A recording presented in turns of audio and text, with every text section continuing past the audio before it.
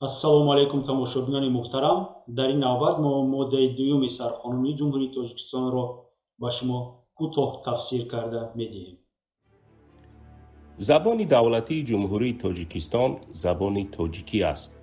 забони русӣ ҳамчун забони муоширати байни миллатҳо амал мекунад. ҳамаи миллатҳо ва халқиятҳое ки дар ҳудуди ҷумҳурӣ зиндагӣ мекунанд ҳуқуқ доранд аз забони модариашон озодона истифода кунанд. Забони давлатии Тоҷикистон забони тоҷикӣ аст. ба фикрам тафсири зиёде низ дар ин ҷо кардан ҳам мумкин нест. Кӯтоҳ фаҳмо гуфта шудааст ки дар Тоҷикистон, дар Ҷумҳурии Тоҷикистон забони давлатӣ, яъне ки забони коргузорӣ, забони муошират, забони реклама, забони воситаҳои ахбори умма, маориф, дигару дигар коргузории давлатӣ ҳама ба забони тоҷикӣ аст. ва дар ин ҷо ман мехостам як фикри шахсии худро ба шумо иброз кунам. дурусттараш мебуд ки агар дар сарқонуни Ҷумҳурии Тоҷикистон навишта мешуд ки забони давлатии Ҷумҳурии Тоҷикистон забони форсӣ аст.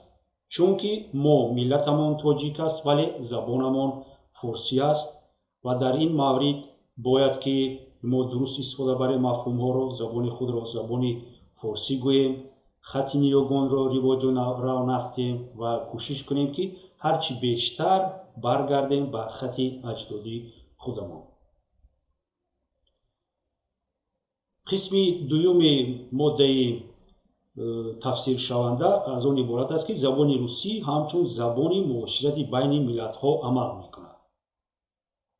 инчунин маъноро дорад ки агар намояндагони якчанд миллат забони давлатиро надонанд, онҳо ҳуқуқ доранд, ҳақ доранд ки бо забони русӣ байни ҳамдигар гап зананд дар муоширати корияшон, дар муоширати шахсияшон, дигару дигар. сеюм муқаррароти ин модда аз он иборат аст ки ҳамаи миллатҳо ва халқиятҳое ки дар ҳудуди ҷумҳурӣ зиндагӣ мекунанд ҳуқуқ доранд аз забони модариашон озодона истифода кунанд. ин аслан вобастагӣ дорад дар муоширати байни худашон, дар муошират бо ҳамдиёрони худашон, дар муоширати байни оилавӣ ва байни қавмии худашон дар назар дорад. дар ҳоли муошират, дар ҳоли муроҷиат ба мақомотҳои давлатӣ ҳатман ки бояд забони давлатӣ риоя карда шавад.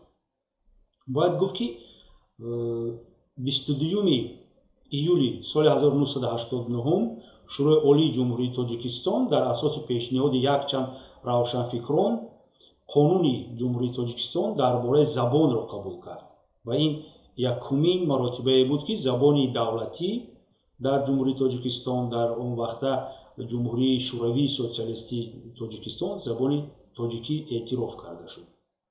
ва баъдтар баъд аз 20 сол соли 2009 ин қонун бекор карда мешавад ва қонуни нав бо номи қонун дар бораи забони давлатии ҷумҳурии Тоҷикистон қабул карда мешавад ки айни ҳол он бо чанд тағйирот ва иловаҳо мавриди амал қарор дода шудааст ва тибқи ҳамин қабули ҳамин қонун ҳамавақта ҳар сол 5 октябр рӯзи забони давлатӣ, рӯзи забони тоҷикӣ дар Тоҷикистон бо шукӯҳ қайд карда мешавад. бояд гуфт ки тамоми муқаррарот вобаста ба забони давлатӣ ба забони тоҷикӣ дар ҳамин қонун ҳаст. шумо ин қонунро метавонед аз махзани сайти мо дастрас кунед, онро гиред, хонед, мутолиа кунед ва бинед. дар ин қонун дар бораи забони давлатӣ, дар бораи забони тоҷикӣ, дар бораи ки дар кадом муассисаҳо, дар кадом соҳаҳо забони давлатӣ истифода мешавад, вазифаи шаҳрвандон оиди донистани забони давлатӣ новобаста аз оне ки миллаташон чӣ ҳаст, чӣ нест. мисол забони реклама, забони навиштаҷот, забони воситаҳои ахбори умма, забони телевизиони давлатӣ ва ғайра оварда шудааст. дар ин ҷо як чизро қайд кардани ҳастам ки тибқи муқаррароти ҳамин қонун ҳар як шаҳрванди ҷумҳурии Тоҷикистон вазифадор аст ки забони давлатиро дорад. вақте ки шахс вазифадор бошад ҳатман барои иҷро накард